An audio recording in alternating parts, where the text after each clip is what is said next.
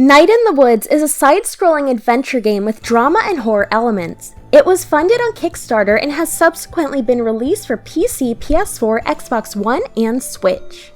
It has a simplistic art style but a very deep and rich storyline. The main character is May, a 20-year-old college dropout who returns to her home in the small town called Possum Springs after something causes her to leave college. She arrives late at night at the abandoned bus station and walks through the woods to get home. There is some tension between her and her parents for forgetting the day that she was arriving, and then she meets up with friends that she hasn't spoken to in years. Most of the gameplay is exploring the town and chatting with characters.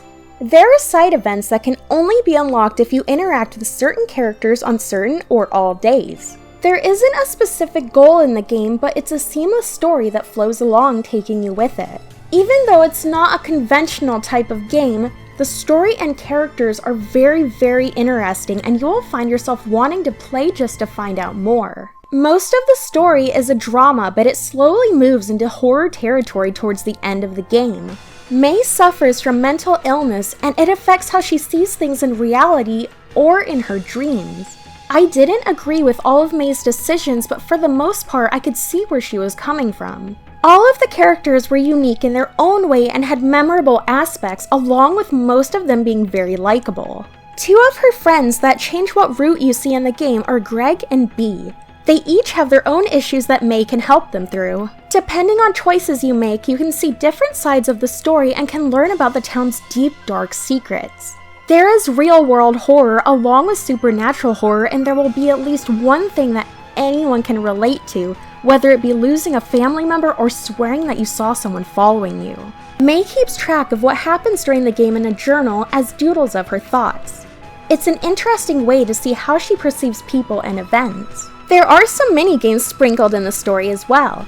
May is part of a band with her friends playing the bass, and there are a few songs that they can play together, and it puts you in a Guitar Hero-esque minigame. Talking about the other minigame aspects would spoil the story, and it's best to learn about them on your own. A lot of things I could go into would spoil it, so I'll keep most of that info for a Dark Depths video. The gameplay and puzzles are easy, which lets you get involved with the story. The only parts I didn't care for were the dream sequences, mostly because I don't like exploring dark areas and I lose track of where I'm going easily. There were 3 dreams that required you to look around for 4 musicians in the dark, and I just really wanted to skip those. Added with the PS4 version were 2 side stories, Longest Night and Lost Constellation. Longest Night had May and her friends sitting in a circle pointing out constellations and talking about them. It was insight into who they are as characters. Lost Constellation was a story told to a young May by her late grandfather about an astronomer named Adina who is going to the frozen lake during the longest night to find the ghost star. Along the way, she encounters supernatural beings and has to be clever while making her way through the forest or she'll die. I really liked the second story a lot, and it was very interesting and creepy. Ironically though, I think the names should have been reversed. Night in the Woods has an extremely good story and you should absolutely play it. Even from the cover art and beginning of the game, you can tell it will be a lot more deep than other cutesy style games. Side note, when I first opened the game on my PS4 to play it, it was different from when I played it later. None of the sketches showed up in the notebook, and May had different interactions with people. Her mother scolded her for jumping on the counter, and her neighbor chastised her for climbing on the electric cables. She refused to go to the side of town with the snack falcon, but I could access it through the sewer.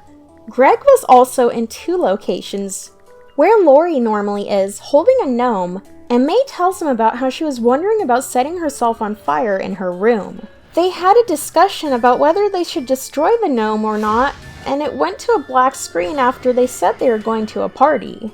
The other location he was in was the snack falcon, but he was completely unresponsive when I walked up to him. When I deleted and installed it again later, the game started up properly. I was very concerned that I had hallucinated the parts I played earlier, but I had taken pictures of their conversation because it was funny. I later learned that what I played was the scrap version, but I'm not sure how that popped up instead of the actual game. Let me know if this happened to you as well.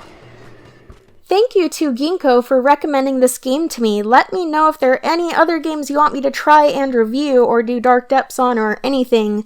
Thank you for watching the video. Subscribe if you liked it. Give it if you liked it. Do all that cool stuff. Thank you.